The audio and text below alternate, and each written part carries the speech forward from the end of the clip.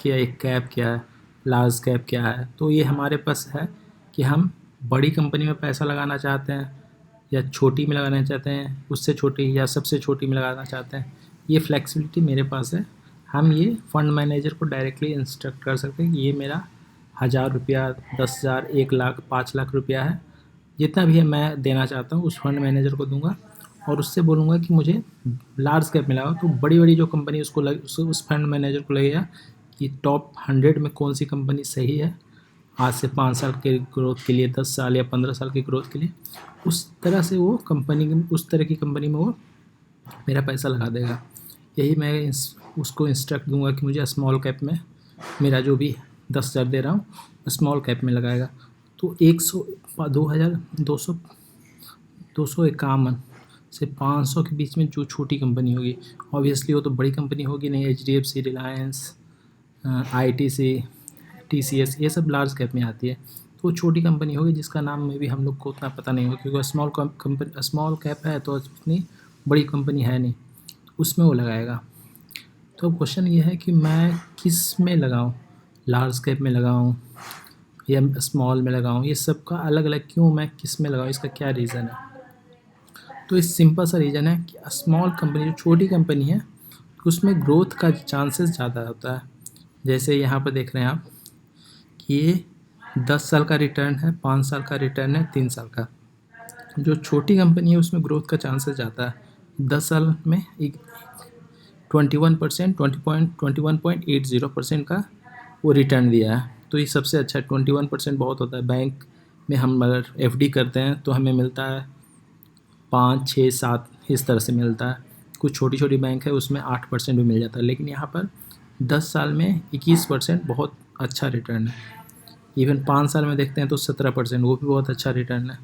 3 साल में देखते हैं तो 40%, 40% ऑलमोस्ट बहुत ज़्यादा, मतलब 2 साल में, 3 साल में आपका पैसा डबल हो जाएगा अगर इसमें लगा दें तो ये रिटर्न है।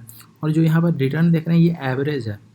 एवरेज मतलब जैसे मैंने स्टार्टिंग में बताया था कि टोटल 30 से ज़्यादा AMC है, ऐसी ऐसी कंपनी है जो हम पैसा देते हैं और वो पैसा वो डिफरेंट डिफरेंट टाइप की कंपनी में लगाता है। तो ये एवरेज है कि जितने भी स्मॉल कैप है सारी कंपनी ऑलमोस्ट सभी अपने अपने कैटेगरी में स्कीम पब्लिश करते हैं। जैसे एक्सिस का है, एक्सिस का भी स्मॉल कैप होगा, SBI का भी स्मॉल कैप होगा, और कोई भी और कंपनी ले लीजिए, कोटक का भी स्मॉल कैप है। तो ऐसे जितने भी AMC है ऑलमोस्ट सभी अपना अपना सारे कैटेगरी में अपना फ़ंड रिलीज़ करते हैं, अपना स्कीम रहता है।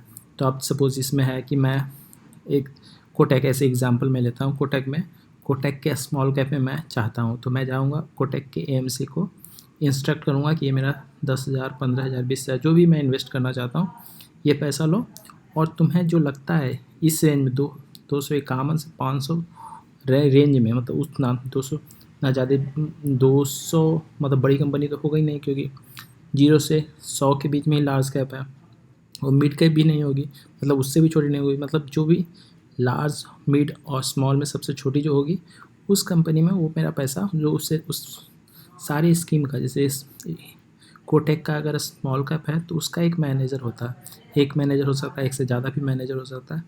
उसका यही काम होता है कि कौन से स्टॉक को बाय किया जाए, किस स्टॉक को बाय करके होल्ड किया जाए या बाय करके कुछ दिन के बाद सेल किया जाए, सारी रिस्पॉन्सिबिलिटी उसकी होती है।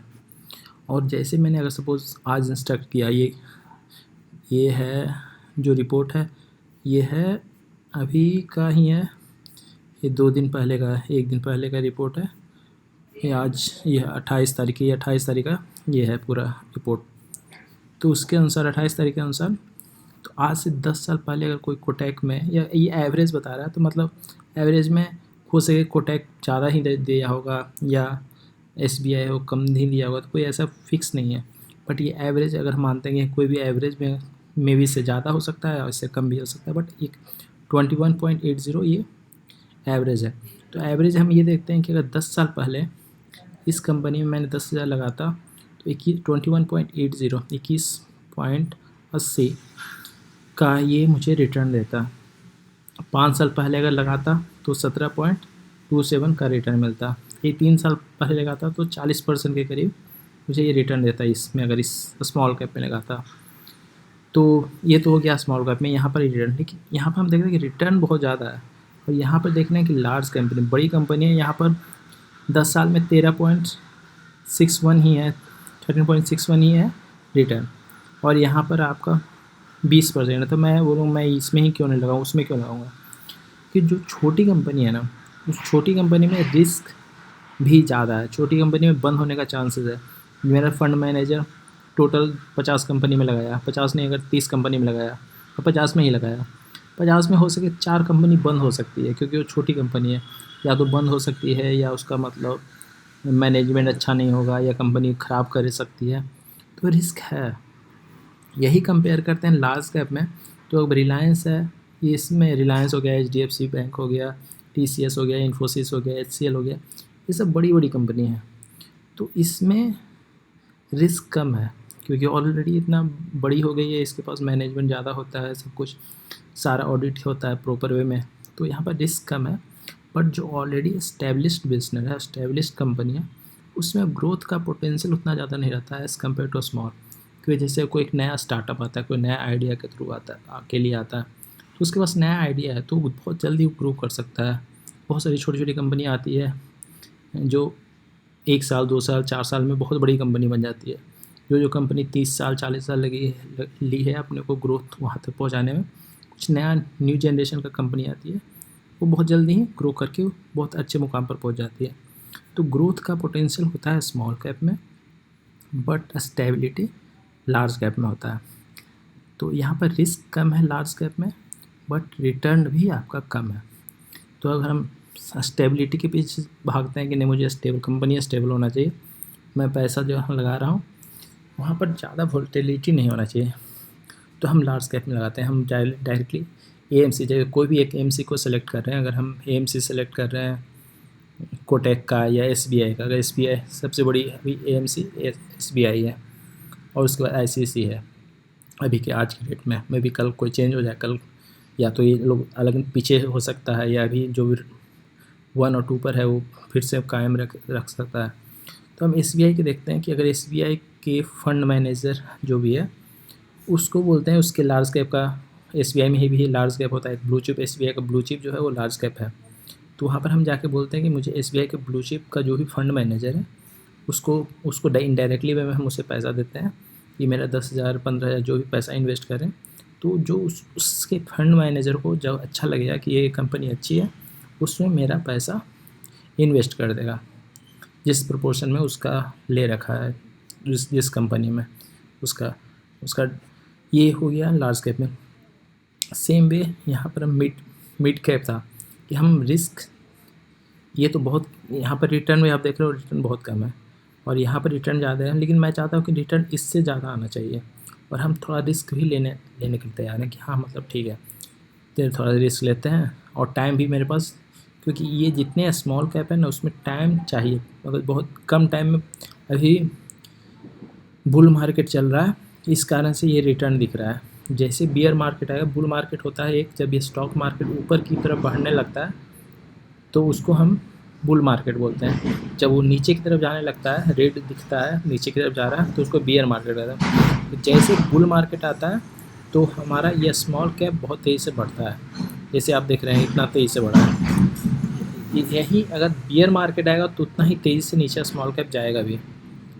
तो ये प्रॉब्लम है कि अगर हम अभी दिख रहा है कि पूरा ग्रीन और अच्छा दिख रहा है, इतना अच्छा रिटर्न, लेकिन अब सपोज़ अभी कुछ दिन के बाद अगर बियर मार्केट आ जाता है तो ज़्यादा यही रेड में भी दिखेगा स्मॉल कैप। कोई छोटी कंपनी है बहुत तेज़ी से बढ़ती है, जब नीचे जाती है तो बहुत तेज़ी से नीचे जाती है, लेकिन यही लार्ज कैप में नहीं होता है कि हाँ वो बहुत तेज़ी से भी नहीं जाता है ना बहुत नीचे भी नहीं जाता है।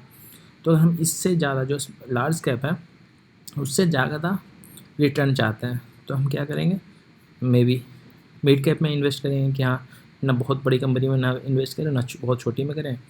यहाँ पे रिटर्न भी रीज़नेबल है, 19.74 10 साल में, वो भी बहुत अच्छा रिटर्न है। क्योंकि हम एक्सपेक्ट मेरा क्या है, जैसे मैं भी इन्वेस्टर हूँ बहुत, लाइक 5 साल से ज़्यादा टाइम से इन्वेस्ट कर रहा हूँ। मेरा एक्सपेक्टेशन है 12-13-14% का रिटर्न, उससे ज़्यादा एक्सपेक्टेशन भी नहीं है। तो यहाँ पर देख रहे हैं 19% का रिटर्न दे रहा है, और अप्रॉक्स 20 अच्छा रिटर्न है। 5 साल में 15%, वो भी अच्छा रिटर्न है। 3 साल में 30%। क्यों 30%? क्योंकि अभी फिर से बुल मार्केट स्टार्ट हुआ है, तो इसके अनुसार हम इसमें इन्वेस्ट कर सकते हैं। तो हम डायरेक्टली जाएंगे कोई भी एएमसी, सपोज एक्सिस का एग्जांपल लेते हैं, एक्सिस के पास जाएंगे, बोलेंगे कि एक्सिस के मिड कैप में मुझे 100 रुपीज़, लाइक 10,000 15,000 रुपया मुझे इन्वेस्ट करना है। वहाँ का उस मिड कैप को जो फंड मैनेजर होगा, जो मैनेज कर रहा है, उसको वो पैसा लेगा। इनडायरेक्टली हम डायरेक्टली तो एएमसी को देंगे और सिलेक्शन देंगे कि हम मिड कैप एक्सिस एएमसी का जो पोर्टल होता है, या इनडायरेक्टली हम कोई भी ऐप यूज़ कर भी कर सकते हैं। आजकल ग्रो है, जोरोधा है, बहुत सारा ऐप यूज़ करके भी डायरेक्टली इनडायरेक्टली वे में हम सेलेक्ट कर सकते हैं कि एक्सिस में मुझे मिड कैप में इतना इन्वेस्ट करना है, और हम पैसा ट्रांसफ़र करेंगे। बाकी वो चला जाएगा फंड मैनेजर के पास इनडायरेक्टली वे में, और वो फंड मैनेजर हमारा पैसा को उस कंपनी में लगा देगा। ये कहानी है मिड कैप का। और ही उस तरह से मल्टी कैप की हमको मिक्स करना है कि हम कुछ स्मॉल में भी रखें, कुछ मिड में भी रखें, कुछ बड़ी कंपनी भी रखें। तो ऐसे मल्टी कैप भी बहुत सारी एएमसी के पास मल्टी कैप टाइप के स्कीम में भी है, वहाँ भी पैसा लगा सकते हैं। फ्लेक्सी कैप भी है। तो ये सभी रिटर्न अलग अलग है। यहाँ पर आप देख रहे हैं कि एक इंडेक्स रिटर्न क्या है। इंडेक्स सभी जगह पे इंडेक्स है। तो यहाँ पर है, ये जो है वो एक्टिव फंड है, जो मेन है लार्ज कैप, ये एक्टिव फंड का कैटेगरी है, और ये इंडेक्स फंड का कैटेगरी है। तो इंडेक्स में हम देख रहे हैं ये, तो इंडेक्स में हम कुछ होता नहीं है। इंडेक्स लार्ज कैप, एचडीएफसी का एक है लार्ज कैप, ये इंडेक्स या तो करेगा बीएसई को कॉपी करेगा, या निफ्टी का, निफ्टी 50 है, बीएसई सेंसेक्स है, इस तरह का है। इंडेक्स में जैसे इंडेक्स बढ़ेगा तो मेरा पैसा बढ़ेगा, तो उसमें कुछ नहीं होता है। उसमें जो भी फंड मैनेजर के पास जो भी पैसा है उसको उस पोर्शन में डिवाइड करके उस कंपनी में लगा देता है। जैसे बहुत बड़ी कंपनी है रिलायंस, तो उसका जितना भी मार्केट में टॉप 30 में अगर सेंसेक्स में लगा रहे हैं, तो जिसका उसका वैल्यूशन है उस अनुसार उतना पैसा को ऊपर वो डिवाइड करके उस कंपनी में लगा देगा। तो जैसे कंपनी अगर इंडेक्स बढ़ रहा है तो आपका पैसा बढ़ेगा, अगर इंडेक्स नहीं बढ़ेगा तो आपका पैसा नहीं बढ़ेगा।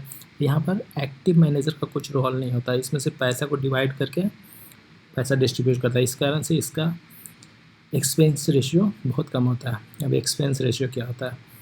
तो हम तो यहाँ पर पैसा दे दिए कि हाँ, बहुत सारे एएमसी था, बहुत सारे डिफरेंट टाइप का कैप था, डिफरेंट टाइप की कंपनी में हम पैसा लगा रहे हैं। तो पैसा, जो भी हमारा पैसा को मार्केट में लगा रहा है, तो उसके लिए वो कुछ तो चार्ज हमें करेगा। That is called expense ratio.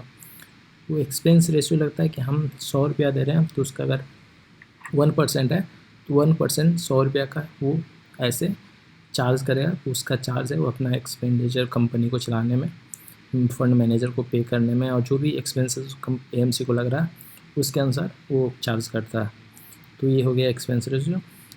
यहाँ पर देख रहे हैं कि index active fund large cap में अच्छा नहीं कर रहा है, लाइक 10 साल में भी अच्छा नहीं किया है, 5 साल में नहीं किया है, 3 साल में भी नहीं किया है, 1 साल में भी नहीं किया। तो आजकल के जो ट्रेंड दिख रहा है कि जो भी लार्ज कैप में इन्वेस्ट करता है वो इंडेक्स के थ्रू करना बेटर समझ आ रहा है। क्योंकि देख रहे हैं आप 10 साल का भी रिटर्न, 5 साल का भी रिटर्न, 3, 1 सभी में इंडेक्स बीट किया है इस एवरेज कैटेगरी को। तो फाइनली ये हो बोला जा रहा है कि it's better to invest in index fund for large cap. But यही हम केस देखते हैं ये लार्ज कैप में। स्मॉल कैप में देखते हैं, स्मॉल कैप में नहीं ऐसा है। एक्टिव फंड देखो 10 साल में भी इंडेक्स को बीट किया है, 5 साल में भी बीट किया है, 3 साल में बीट किया है। तो हाँ, स्मॉल कैप में इन्वेस्ट करते हैं तो इंडेक्स फंड में इन्वेस्ट करना बेटर आइडिया नहीं है। आप इस एक्टिव फंड में इन्वेस्ट कीजिए। इस तरह से है मिड कैप। यहाँ पे देख रहे हैं कि हमेशा इंडेक्स बीट ही किया है। तो इसमें भी अगर इंडेक्स मिल जाता है, कोई ऐसा फंड हाउस जो स्कीम दे रहा है और इसको जो कॉपी करता हो इस इंडेक्स को, तो आप डायरेक्टली उसमें इन्वेस्ट कर सकते हैं। तो ये डिफरेंट टाइप ऑफ कैपिंग और किस तरह का इन्वेस्टमेंट होता है। यहाँ पे एक ELSS भी है कि अगर हमारे पास एक अपॉर्चुनिटी होता है कि 1.5 लाख का हम ELSS टाइप का फंड में इन्वेस्ट कर सकते हैं, और वो टैक्स का उस पर हमें रिबेट मिल जाता है, लाइक रिबेट, और यू कैन से कि 80C के अंदर अब उसको बेनिफिट दिया जाता है। तो अगर हम 1.5 लाख रुपये हम साल में इस फंड में अगर इन्वेस्ट करते हैं तो हमें 80 के अंदर हम वो डिडक्शन डाल सकते हैं। यहाँ भी देख रहे हैं कि एक्टिव फंड बेटर किया है, यहाँ पर 10 साल में बेटर किया है, स्लाइटली बेटर किया है, बहुत ज़्यादा बेटर नहीं किया, बेटर किया है। 5 साल में इंडेक्स बेटर किया है, 3 साल में भी इंडेक्स बेटर किया है, 1 साल में अगेन एक्टिव फंड बेटर किया है। तो इसमें भी कॉल कर सकते हैं, अगर कोई ऐसा होगा एनालिसिस जो बेंचमार्क को कॉपी कर रहा होगा तो आप उसमें कर सकते हैं। अदरवाइज़ बहुत सारे एनालिसिस फंड है, उसमें आप इन्वेस्ट कर सकते हैं। ये हो गया। और ये हुआ इक्विटी का, जो अभी इतना एक टैब था इक्विटी, ये इक्विटी था, सब डिफरेंट है, अलग अलग थीमेटिक है, नो मोस्टली ये इक्विटी है। अब इस तरह से डेट ही होता है, डेट अभी डेट क्या है, ये भी एक म्यूचुअल फंड है। जिस तरह म्यूचुअल फंड का कॉन्सेप्ट ही यही था कि लोगों से पैसा लेके, बहुत से लोगों से पैसा लेके एक्यूमुलेट करके एक जगह लगाता है पैसा। कि आप जैसे बहुत सारे से MRF का शेयर का भी प्राइस है 1 लाख रुपया क्रॉस हो गया। अगर आपके पास 1 लाख नहीं है, आपके पास 2,000 या 5,000 है और आपको इंटरेस्ट ने मुझे MRF का शेयर चाहिए, तो पॉसिबल नहीं है कि उसका 1 लाख का कॉस्ट है एक शेयर का, और एक फ्रैक्शनल शेयर यहाँ पर मिलता नहीं इंडिया में कि फ्रैक्शन उसका आधा शेयर ले सकते हैं। तो आपको जब तक 1 लाख नहीं होगा आप MRF का शेयर नहीं ले सकते हैं। तो क्या आइडिया है कि कोई ऐसा फंड सेलेक्ट करें जो MRF में इन्वेस्ट करता हो, तो आप डायरेक्टली उसको 5,000 भी देंगे तो 5,000 का जो भी प्रोपोर्शन उसका बनता है उसके अनुसार वो MRF में चल जाएगा। तो ये हो जाता है म्यूचुअल फंड, मतलब म्यूचुअली सब मिल के इन्वेस्ट कर रहा है कि हम सभी से पैसा लेके वो MC लेता है और फर्दर वो दूसरी मतलब स्टॉक खरीदता है। तो इस तरह से भी एक डेट है। डेट इंस्ट्रूमेंट मतलब डेट मतलब ऐसे कर्ज होता है हिंदी में। तो यहाँ पर बहुत सारे डेट है, बहुत सारे अलग अलग तरह का डेट है। तो अब ये डेट का कॉन्सेप्ट में भी डेट नेक्स्ट बार मैं एक्सप्लेन करूँगा कि डेट फंड क्या होता है और ये अलग अलग क्या है डेट, और डेट में हम लोग क्यों इन्वेस्ट कर सकते हैं, इसका क्या प्रॉफिट है क्या लॉस है। आज के लिए बहुत ऑलरेडी बहुत बड़ा वीडियो हो गया। नेक्स्ट वीडियो में इस पर रिलीज़ करूँगा बहुत जल्दी। Thank you, bye.